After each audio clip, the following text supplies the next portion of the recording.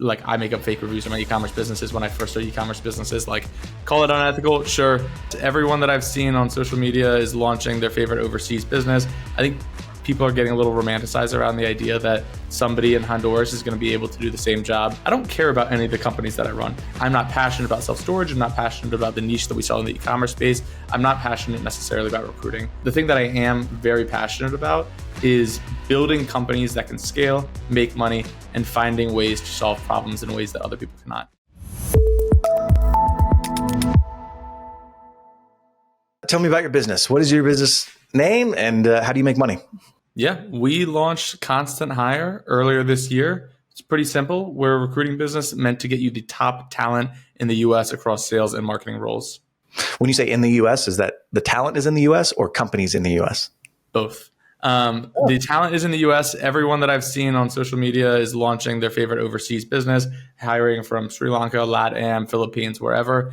And that's awesome. We hire overseas people as well for a couple of our different companies.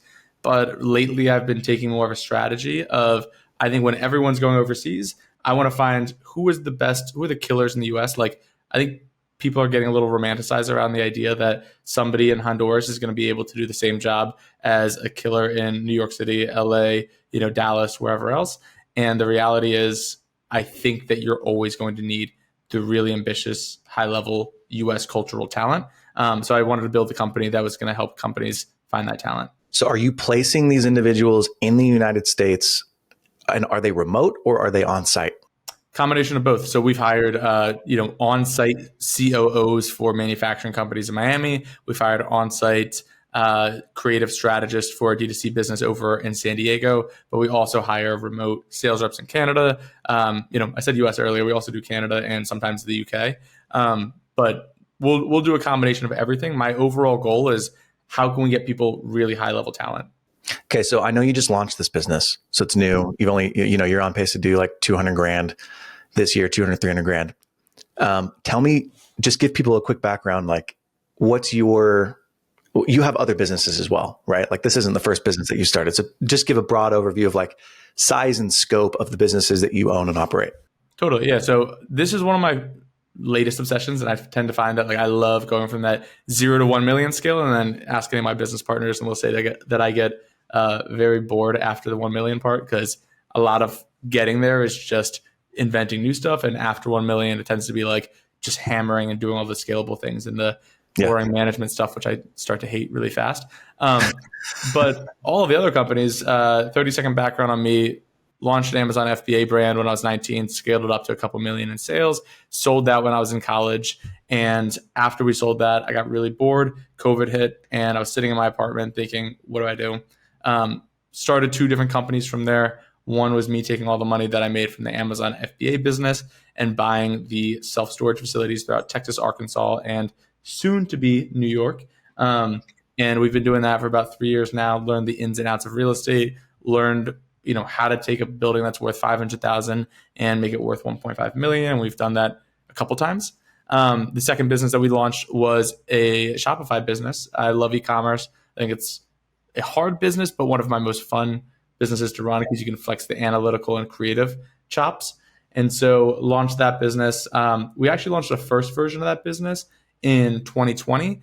Got some product market success, but it wasn't entirely where we wanted it to get. Pivoted the business idea a little bit towards the end of 2020, early 2021, and it took off from there. And I've scaled that up. The e-commerce business will do around $7 million per year at this point, and the real estate business does about $43,000 per month. But we are leasing up 2 buildings, so I think with our current size and scale, we should get that to closer to like 50 to 55,000. So the e-commerce business, 7 million top line. Can you give me an idea of like what's bottom line performance? Yep, 1 million. Okay. Pooh. Okay. That's awesome, dude. All right. So you've got some real chops. And gosh, who does that sound like to me? Someone who loves the 0 to 1 million phase and then just loves to hand it off. I don't know where I've heard that before. Oh yeah, that's Chris, my business partner. It's way more fun that way. Okay, so you're accomplished. You operate well. You're smart. You have a marketing mind. Why are you getting into the recruiting space? So I tried to spend some time earlier this year figuring out what do I want to do next. Like with the e-commerce business, we got it to a point where that was taking up a good deal of my time previously. And I wanted to figure out, okay, how do I get out of this? So we hired a director of marketing. We hired, a head of CS. We hired overseas agents to do all of the ops works. And like, we eventually hired a CEO for that business. Oh. And I got to the point where I was like, all right, I'm not really doing a whole hell of a lot at this point. Like, what's the second business to start? And what I was telling you before we pressed record here is like, I actually don't, this is going to sound bad, especially if you're a customer, but like, I don't care about any of the companies that I run. And what I mean by that is like, I'm not passionate about self-storage. I'm not passionate about the niche that we sell in the e-commerce space. I'm not passionate necessarily about recruiting. The thing that I am very passionate about is building companies that can scale, make money, and finding ways to solve problems in ways that other people cannot. That gets me excited. That gets me fired up. And I love doing that consistently. So the actual first idea that we wanted to start after we placed the CEO in our e-commerce business was saying, hey, there are, you always hear the silver tsunami, baby boomers retiring narrative. And the crazy stat that I read somewhere is that there are 12 million baby boomers retiring, but like only 1.4 million of them are going to sell their companies. Some of them just shut it down because they don't know how to sell it. Others have unsellable assets. And so like, is there an opportunity to approach these guys and say, hey, listen, your roofing company is awesome. You make $800,000 a year. Your kids don't want it. You're probably just going to wind it down because somebody told you that you probably can't sell it because there's too much key man risk. Can I go up to these companies and can I say, hey, for the next 18 months, I'm going to teach you how to replace yourself by hiring a CEO to do your job. You're going to pay them a lot. You're going to pay them $250,000 a year, but we're going to find you a killer and we're going to give you the systems and operating procedures to phase yourself out of the business and make this a sell-worthy asset where you can, keep the cash flow for a little bit and then make the $2 million and retire. That was the first idea. And I love that idea. I thought it was like a huge market, trending opportunity, something that probably sounds fun. Talked to a lot of people about it. Seemed exhausting. Seemed like I was going to have to learn so many new different businesses all the time. And like entertainment wise, that's fun. But like as far as building the systems to create a scalable company, I think that sounds so hard. So we scratched that idea, and like the CEO placement, like there were companies that do that. They typically niche down into like very specific, like tech, e-commerce, agency types of sectors, and that exists. But like I wanted to, build CEO to owner.com and like build out a whole playbook and system. And I think the problem with that is for the traditional staffing companies, if I'm a company looking for a position, I'm going and I'm like, I need this position. They know that they need that position. You don't have to convince them they need that position. When you're cold contacting owners who are like, I'm just going to shut this business down, you have to convince them that finding a CEO to replace them is the best way to go. So you've got a huge education problem with your target demographic, with your target customer. There's an education problem. And then the other side of it too is like, I was riffing on this idea with some guy that I met on X the other day. He does a lot of like exit planning for founders and helps them there. And I was like, man, how cool would it be to start like the YC for exits, right? Like, you have this whole program where you're helping people start companies, you're giving them mentors, resources, funding, whatever. Like, what if that existed for exits and it was better than just a business brokerage? And he was like, I've thought of this idea. I agree on it entirely. The problem is that by the time that you're truly ready to like sell your business, not when you first think about it, but the time that you're actually ready, you're tired, man. Like, you're beat up. You're like coming out of the trenches and you're like, just either shut this thing down or give me 20 grand cash and I'll just call it a day. So I think that's the other problem with it. And there's an education thing. There's a motivation thing. There's, a systems to scale thing. So there's a lot of pieces there. And maybe there's a world where it makes sense in the future, but that wasn't going to be it today. And so we took that and we're like, all right, well, I still like the idea of hiring. We got really good at hiring our team. Maybe I can hire for other people's teams. So let's launch d2chhire.com. Got the 7-letter domain name. Really? Actually kind of clutch, $9 for the 7-letter domain name. So I was pretty happy about that. But then we ran into problem number two. Problem number two is that e-commerce companies don't need to hire a lot. That's kind of the beauty of the model is that you can use a lot of overseas hires, contractors, agencies, and you can build $100 million brand realistically with 20 employees.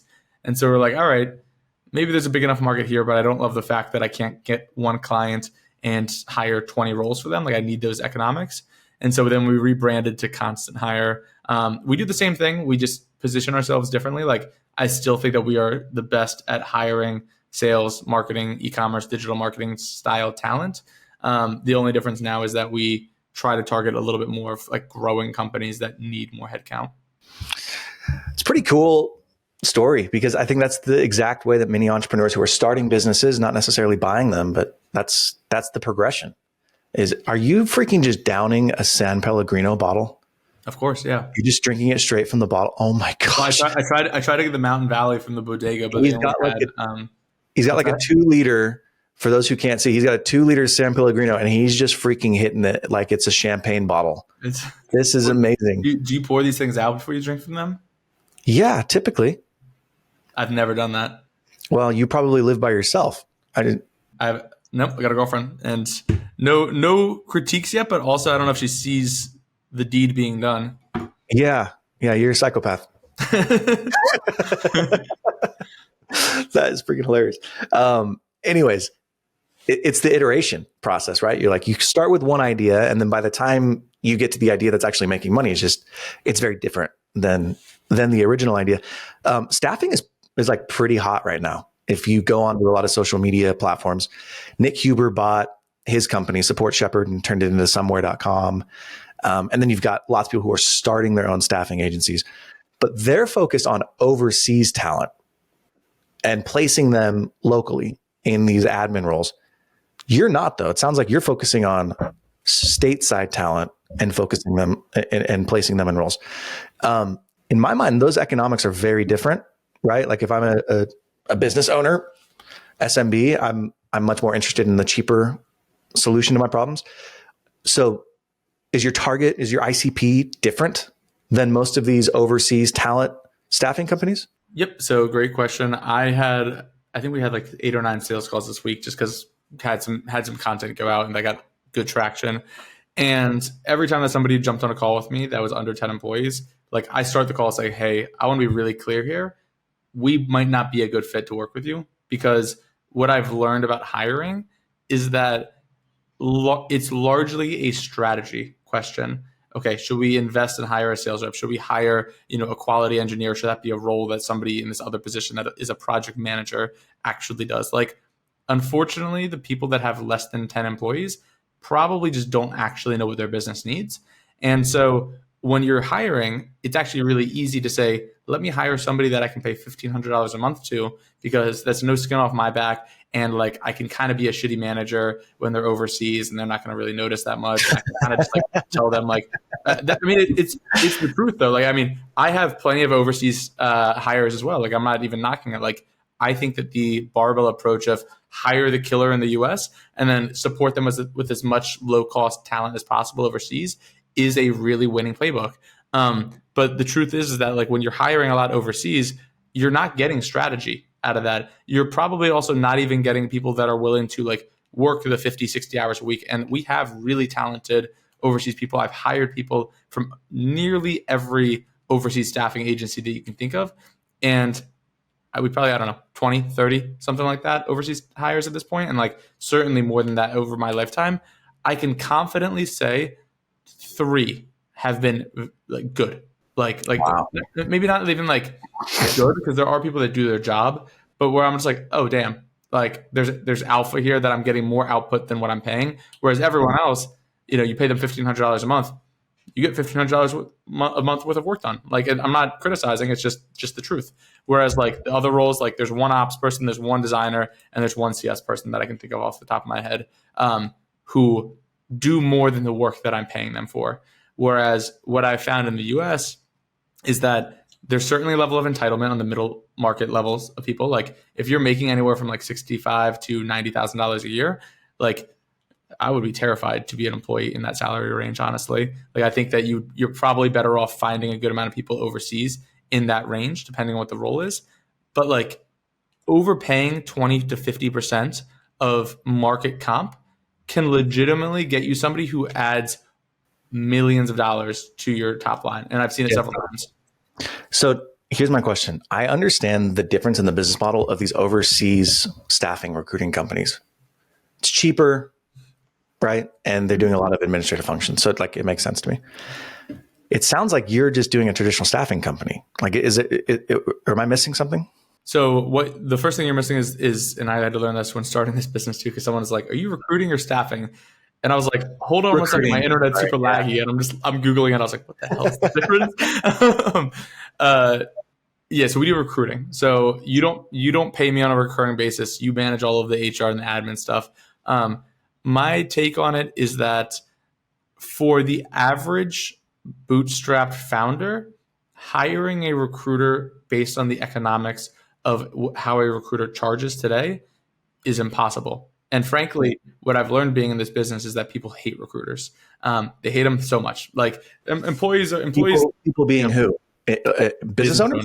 Yeah. So if I turn to you and I say, hey, I can find you a great, like you run a digital marketing agency, you hire account managers who are $75,000 a year, you hire creative strategists, you hire director of marketing, whatever. And I say, Nick, you hire somebody for $85,000 a year.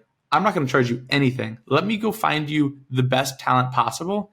And only, and if you hire them for me, pay me $20,000. Like that's the typical recruiter pitch because they charge 25% of first year salary.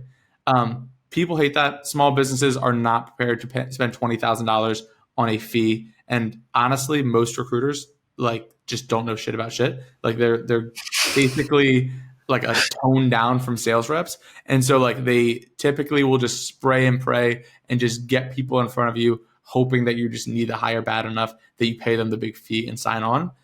My approach on it and the way that we're trying to change the economics slightly, and sorry, actually one more really important part on the traditional recruiting piece.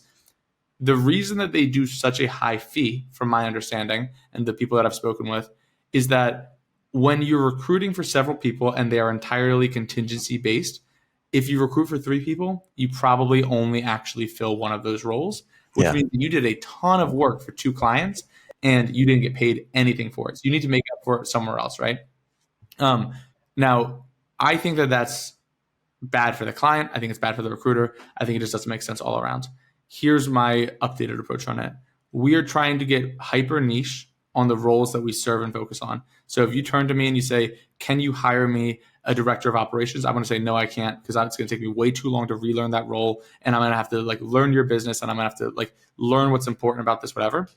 Whereas roles that we've hired a lot of so far, copywriters, account managers for digital marketing agencies, sales reps for both software and account and digital marketing agencies, and creative strategists. These 3 roles, those 4 roles, I know extremely well. I have deep talent pools. I can now charge you substantially less because I know that I already have really good people in those roles that are ready and actively looking for jobs today. And I know how to recruit for them and I know what to say. And so as a result, now instead of charging you $20,000, I charge you $6,000. And it still is contingent based on me placing it. So like you pay me nothing up front. I think it's that we do a 10% non-refundable deposit. And then only if you hire that person, you pay me $6,000.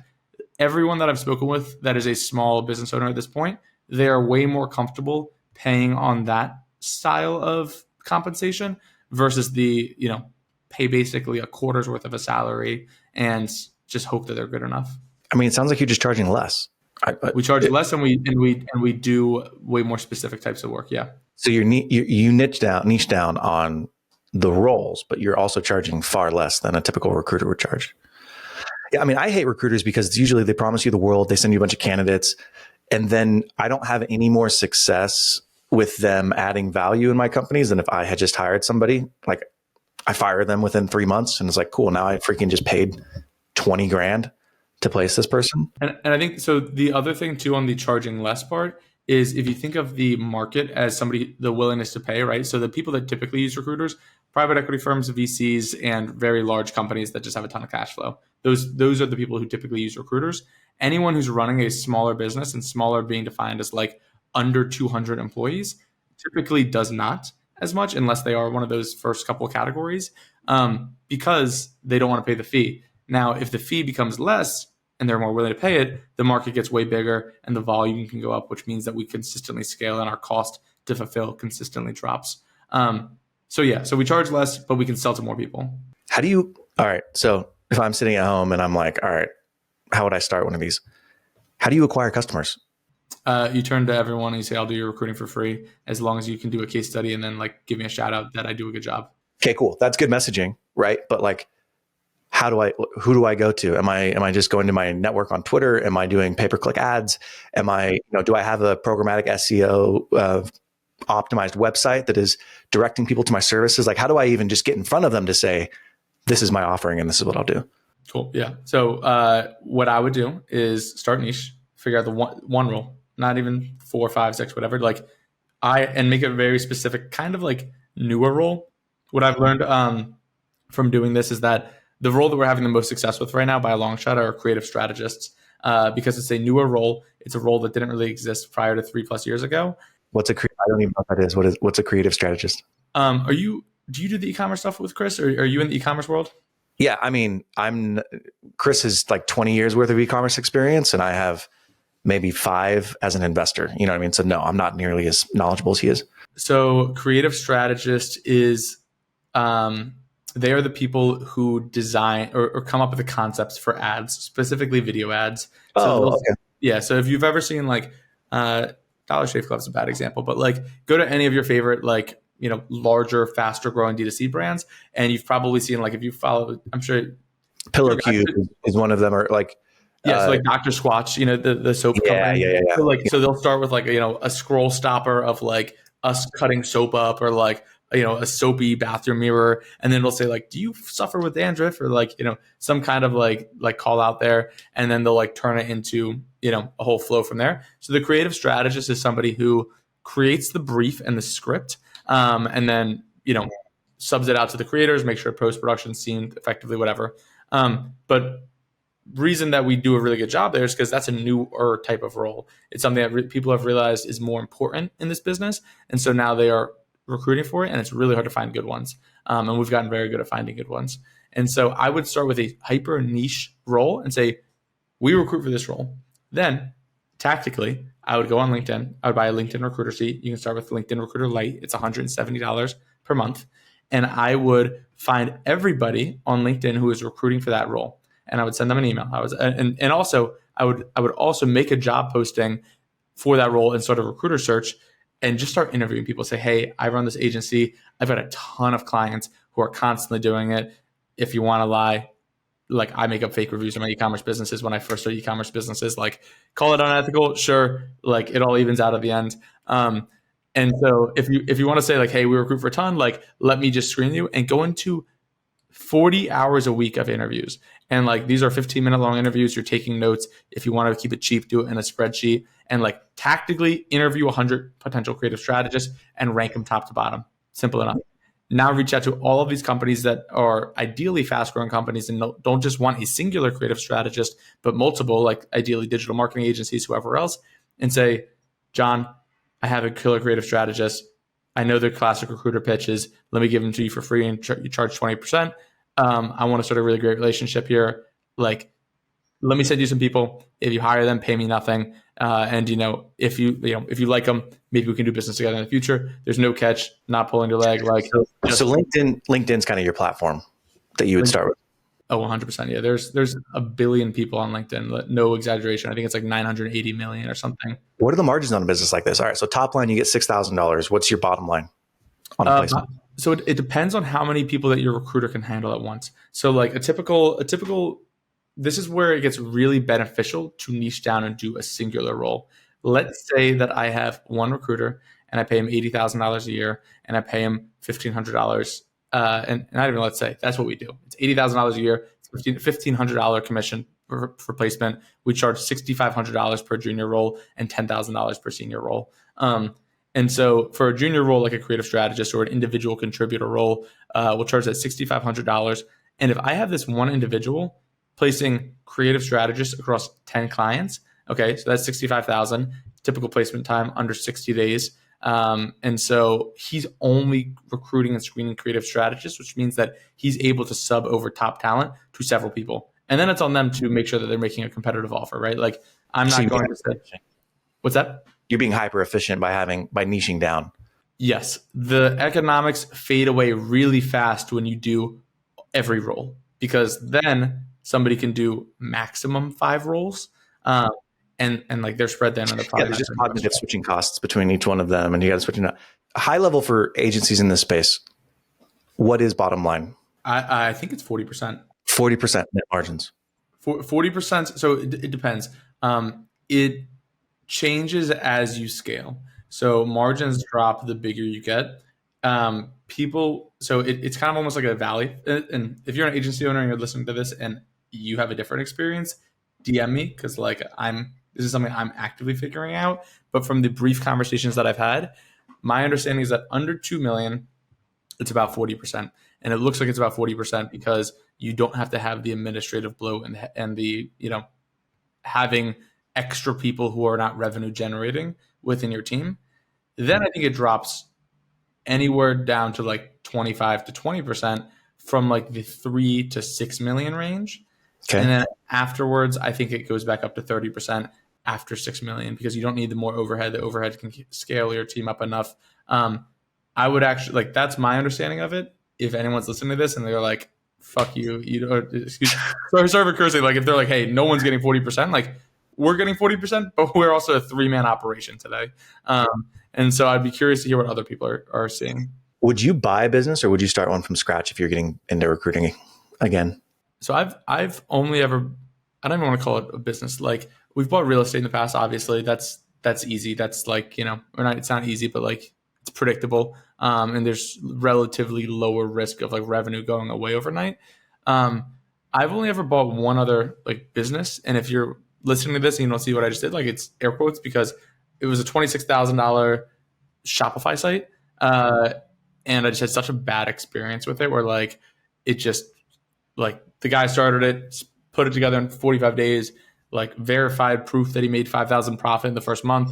And I was like, fuck it. Like I'll just buy this thing and put it on autopilot. And then revenue dropped every month, like lost, I don't know, all in 10 grand. It wasn't a bad deal, but like, I don't have a lot of experience buying them. So if it's me, I would just start it.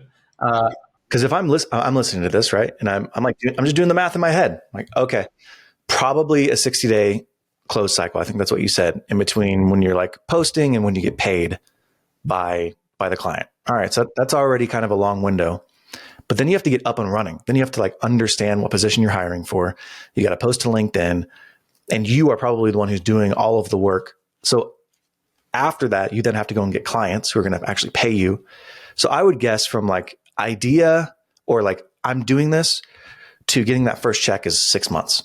That was pretty close to what it was for us. A part of it too came from like first quarter. I just did a bunch of free placements. I was also like the first quarter we were still kind of in the let's be a CEO placement agency. And so then second quarter was like end of first, early second. I was like, let's do free placements. Let's get the case studies. Let's get people excited and make sure that we even want to do this in the first place. We got to that point. We're like, cool, we're getting good at this. Q3 was when like the bulk of the revenue started coming in, and we were like, wow, I need to hire somebody to like help from the fulfillment side of all of this. And now we're at the point where like, great, we've got consistent clients. We're beating down that marketing drum. I've got the fulfillment starting to get pretty dialed in. So yeah, I mean, like I'm 10 months into this business, and now is when we're actually starting to see a decent amount of lift from a revenue standpoint. But like the other thing too is I think I came in so bright-eyed and bushy-tailed into this business just thinking like, oh, service businesses have great cash flow and like, let's go start a service business. And I realized I've just never started a service business before. I know nothing about it. And so like my e-commerce mind was like, you want to know what we need to do? We need to spend money on Google and Facebook ads. That's how you get customers, because that's how we get customers in the e-commerce business. And after wasting $15,000, I was like, okay, let's do anything but spend money on Google and Facebook ads. Because like clearly that's not working for us. Like either our offer's wrong, our landing page is wrong, like something's not right here. And I very quickly realized that this is such a word of mouth referral, do the work, inbound content style business from a marketing channel that like I would never go after the paid acquisition strategy again, at least for the foreseeable future. So if you were giving advice to somebody who is thinking about starting a business like this, what would you say would be the perfect background or the ideal background of somebody to get into this business? For recruiting in particular? Yeah. Any form of client facing thing. And then specifically a sales background and/or any form of technical expertise. So this is where it gets kind of complicated because the reason that people hate on recruiters is because recruiters don't know what they're talking about. And they're like, he was good on the phone and he worked at Google. And so like, he's good at his job. It's like, that's not true. And so one of the things that we make all of our recruiters do, first of all, we try to only hire recruiters who have either a sales or a marketing adjacent background. But in the event that they don't, or in the event that like they do a little bit, but they don't entirely know, like I will put together a ton of training materials on each of the roles that we are hiring for. And like, what does a good answer look like? What does a bad answer look like? What does a good creative strategist look like, et cetera? So to summarize and like kind of distill those points down, need to have a sales background because like you're going to get rejected a lot and you're just doing a hell of a lot of outreach. Recruiting sucks. People don't like to do recruiting because you're doing outreach all day long, and to do it well, it's extremely time consuming. The second thing is client services to a degree. Like you're not selling a product like an e-commerce. The reality is your product can be bad to a degree, but if people like you, you keep the business often. Yeah, and like, at the end of the day, good product, good service wins, but like there are exceptions to that, and service really matters in this.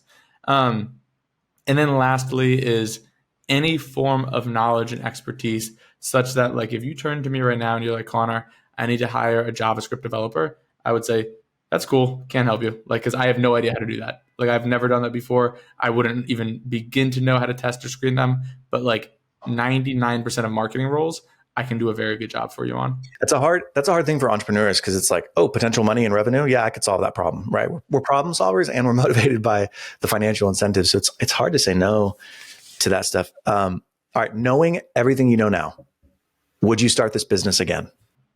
Good question. Yeah, I just would have niched down way earlier. Like I think there's every business starts to look shitty after you've been in it long enough. Or even just like after you get past like It's true. the new idea phase of it. Like the things that I'm seeing right now in my world that I'm not super open about online, but I will be here, is like people do want the overseas talent, right? Like that is a trend, but I'm also just increasingly convinced that a barbell approach is going to work best. Like I don't know any agency owners who are today putting Filipino talent in front of a client that pays $20,000 a month. Just don't. So that's one side of it. The other thing is like, okay, will AI disrupt this business?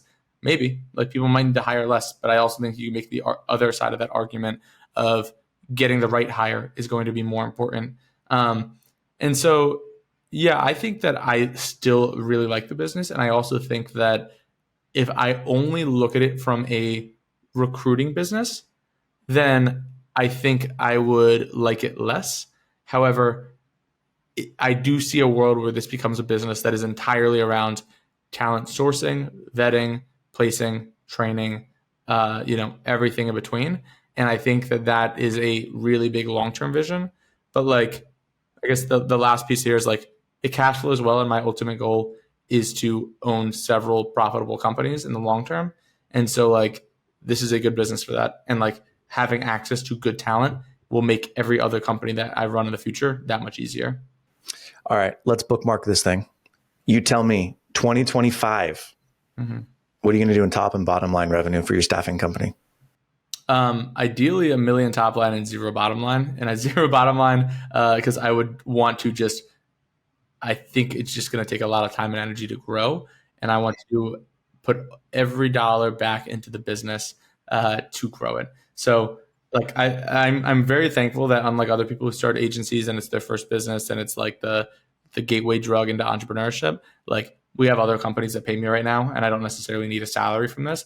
But what would be really interesting to me is to get this business to 2 million top line and $600,000-$700,000 bottom line over the next 18 months, and then just take that cash and have way more optionality around future businesses and things that I can start. So yeah, ideally if we can get to $1 million top line, if I'm not pouring everything into marketing, I think that there's a real world where $350,000 bottom line is very achievable.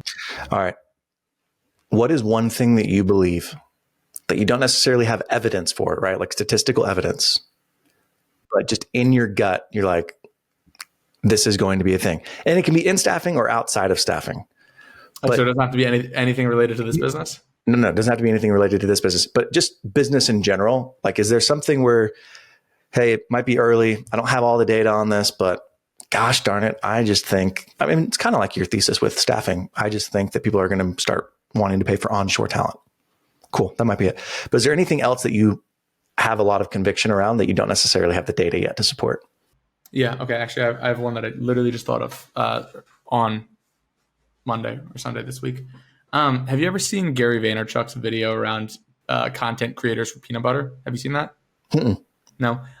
It was made a long time ago. It was made in 2012, and Gary Vaynerchuk had a whole video where he said, in the future, somebody's going to make $1 million a year, and all they're going to talk about on the internet is their favorite type of peanut butter, and just go all in on different types of peanut butter, the texture, the flavor, the ways that you can make recipes with it, everything. That's going to happen.